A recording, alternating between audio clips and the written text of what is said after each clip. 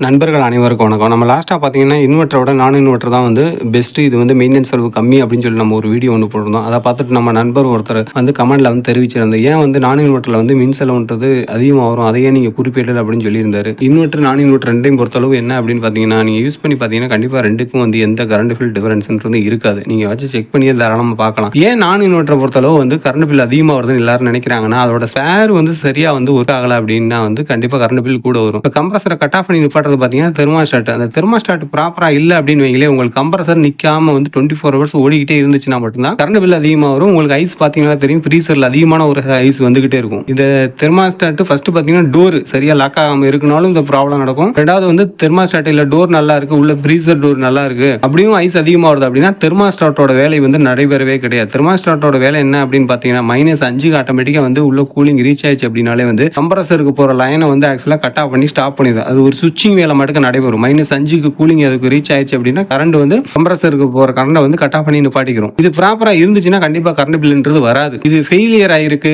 அப்படின்ற பட்சத்துல தான் பாத்தீங்கன்னா கம்ப்ரசருக்கு வந்து லைன் போயிட்டே இருக்கும், 24 ஹவர்ஸ் ஓடிக்கிட்டே இருக்கும். இதனால என்ன அப்படின்னு பாத்தீங்கன்னா கரண்ட் பில்லும் உங்களுக்கு அதிகமா வரும், கம்ப்ரசரோட லைஃப்மே வந்து கண்டிப்பா குறையும். அதனால இன்வெர்ட்டர், நான் இன்வெர்ட்டர் ரெண்டுக்குமே பாத்தீங்க அப்படின்னா கரண்ட் பில்லுன்றது டிஃபரெண்ட்லாம் இருக்காது. ரெண்டுமே சேமா தான் இருக்கும். இவ்வளவு பயனுள்ள வீடியோக்கள் வேணும்னு நினைச்சீங்கன்னா நம்ம சேனலை சப்ஸ்கிரைப் பண்ணி வேற டவுட் இருந்தாலும் நம்ம நம்பருக்கு தாராளமா நீங்க கான்டாக்ட் பண்ணலாம்.